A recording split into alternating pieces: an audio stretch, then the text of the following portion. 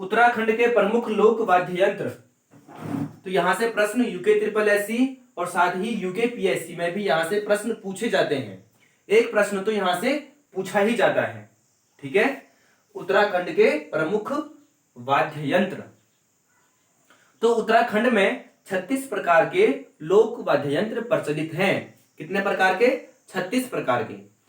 लेकिन वेद और शास्त्रों में यह बताया गया है कि जो सबसे पहले जो वाद्य यंत्र का प्रयोग किया था वह शिव ने किया था।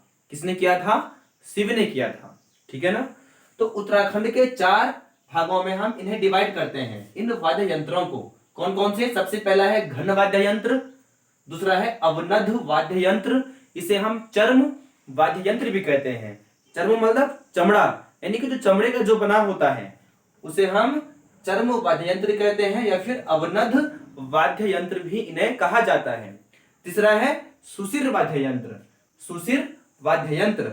चौथा है तांत वाद्य यंत्र, यानी कि जो तार का जो बना होता है उसे क्या कहेंगे? तांत वाद्य यंत्र। तो सबसे पहले घन वाद्य यंत्र हम पढ़ेंगे। इसके अंतर्गत कौन कौन से वाद्य यंत्र आते हैं? जैसे कि विड़ाई। क्या? विड़ाई। जो विड़ाई है इसे हम शादी में प्रयोग करते हैं, विड़ाई को। उसके बाद है मजीरा, मजीरा, विड़ाई, मजीरा। तीसरा है कांसे की थाली। क्या है? कांसे की थाली।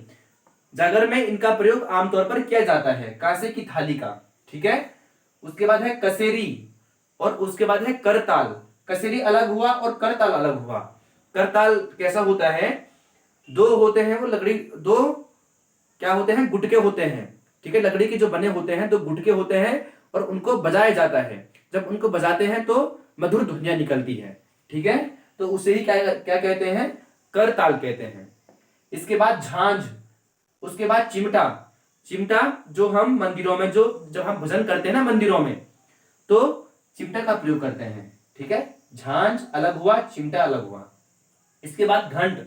ठीक है, इसके बाद है घाना या घानी। ठीक है, घाना भी कहते हैं और घानी भी कहते हैं।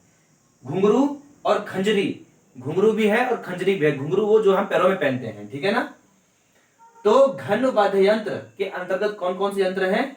विड़ाई, मजीरा, कांसे की थाली, कसेरी, करताल, झांझ, चिमटा, घंट, घाना या घानी कहते हैं, घुंघरू और खंजरी। ठीक है। इसके बाद दूसरा है अवनद्ध वाद्य यंत्र। इन्हें हम चर्म वाद्य यंत्र भी कहते हैं, जो चमड़े के जो बने होते हैं। और उत्तराखंड में सबसे प्रसिद्ध जो अवनद्ध वाद्य यंत्र है वह ढोल दमाऊं है। ठीक है, शादी ब्याह में हम इनका प्रयोग करते हैं। शादी जब पूजा होती है और जब शुभ अवसरों पर ढोल दमाऊं का हम प्रयोग करते हैं। ठीक है ना। तो ढोल दमाऊं है, हुड़का है, ठीक है ना, ढोलकी है, उसके बाद नगाड़ा है और घटिया नगाड़ा। नगाड़ा अलग हुआ और घटिया नगाड़ा अलग हुआ। उसके बाद डोर, डफली और डमर। डोर, डफली, डमर। ठीक है, डोर, डफली और डमर। डफली आपने देखा होगा। ठीक है। इसके बाद है सुशिर वाद्य यंत्र, जहां से प्रश्न पूछे जाते हैं सुशिर वाद्य यंत्र से। ठीक है, जैसे कि मसकबीन। मसकबीन आपने देखा होगा कि शादी ब्याहों में मसकबीन बजाया जाता है। ठीक है, एक पाइप जैसे होता है, पाइप जैसे होता है उसे ही क्या कहते हैं? मसकबीन होते हैं। ठीक है, यानी कि 5-6 पाइप ऐसे कर लगे होते हैं उस पर। ठीक है, और ऐसे फूंक उस पर मार दिया जाता है तब बजता है वो। ठीक है, उसे ही क्या कहते हैं? मसकबीन कहते हैं। लेकिन मसकबीन स्कॉटलैंड में प्रचलित था। कहां प्रचलित था? स्कॉटलैंड में प्रचलित था। जब स्कॉटलैंड के जब अंग्रेज जब कहां आए? उत्तराखंड में आए, तो वह इस वाद्य यंत्र को भी लेकर आए साथ में। ठीक है, मसकबीन को। अब आमतौर पर ज्यादा ये शादी ब्याहों में ही प्रयोग किया जाता है। ठीक है। इसके बाद है तुरही। तुरही आपने देखा होगा कि यह एनसीसी कैडेट और साथ ही आर्मी वाले इसे प्रयोग करते हैं। ठीक है, तुरही को। शंख अलग है और तुरही अलग है। शंख वो है जो हम घर में बजाते हैं। ठीक है, तुरही जो कौन बजाते हैं? जैसे एनसीसी कैडेट हो गए और आर्मी वाले हो गए।